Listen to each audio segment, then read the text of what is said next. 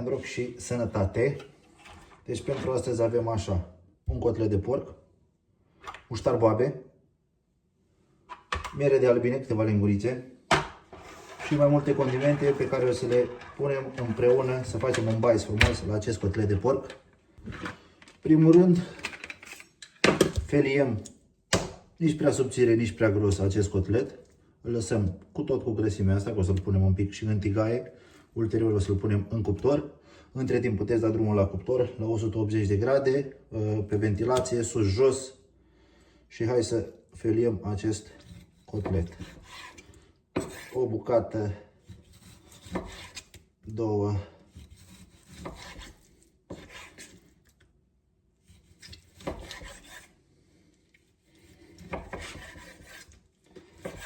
perfect. Deci avem 2, 4, 6 bucăți de cotlet. Eu mai am ceva feliat, o să-l folosesc și pe celălalt. După ce am feliat cotletele, le adăugăm într-un bol. Un bol mai generos. Să avem loc să adăugăm ingredientele. Și o luăm ușor. În prima fază avem nevoie de o lingură. Să adăugăm un pic de muștar, cam 2 linguri o pun, o lingură jumătate, 2, așa. Încă o linguriță, să punem o linguriță, 2 de miere.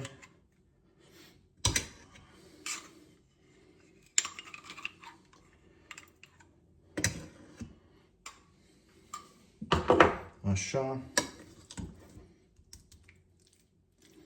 Perfect. Ce mai adăugăm acum? O să adăugăm niște piper pe care îl avem aici.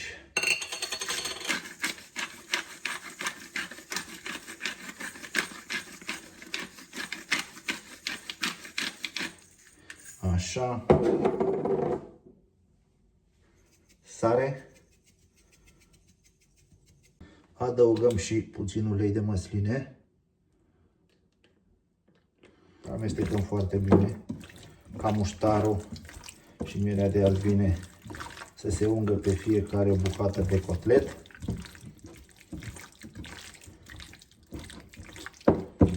Așa. Adăugăm și vinul.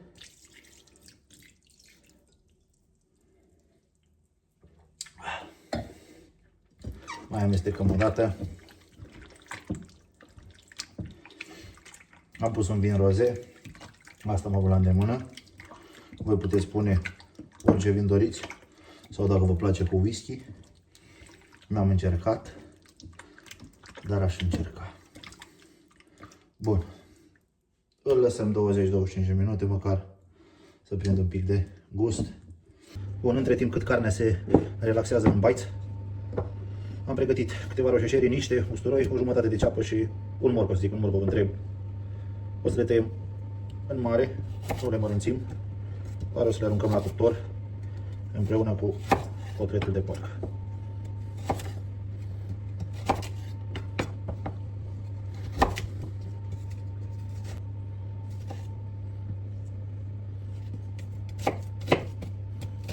Avem o tigaie la încins.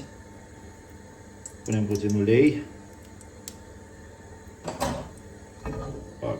Pac. Și aici o să aruncăm cotletele noastre. Uitați cum arată. Au vreo 30-40 de minute de când stau în baiț. Lăsăm să se încingă uleiul. Și le punem doar câteva minute pentru a le trage un pic de față. Ulterior o să le punem în această tavă, adăugăm compoziția și le dăm la cuptor. Hai să...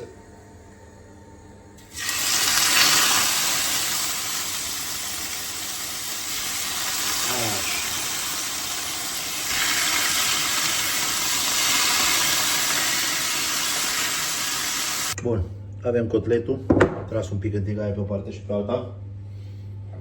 Venim frumos cu legumele pe care deja le-am curățat și tăiat.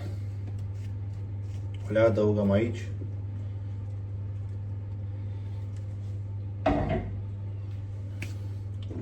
Adăugăm o parte din baițul pe care îl avem.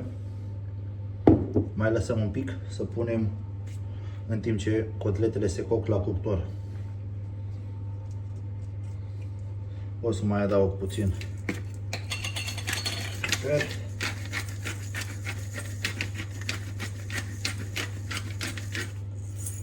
Așa, cam așa arată. O să le dăm la cuptor. 185 de grade, deja este preîncălzit. Între timp, dacă cuptorul tot e încins, ca o garnitură, am gândit să adaug 4 cartofi. Întâi să pun niște ulei. Atât.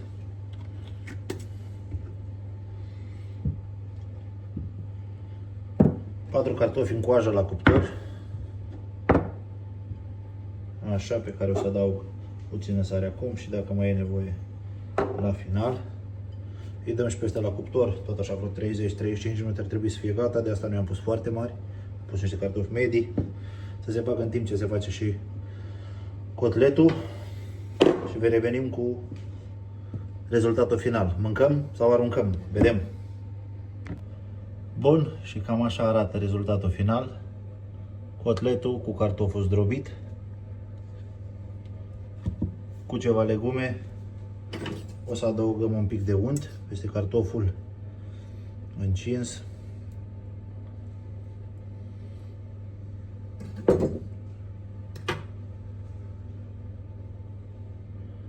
Eu zic că mâncăm, nu aruncăm.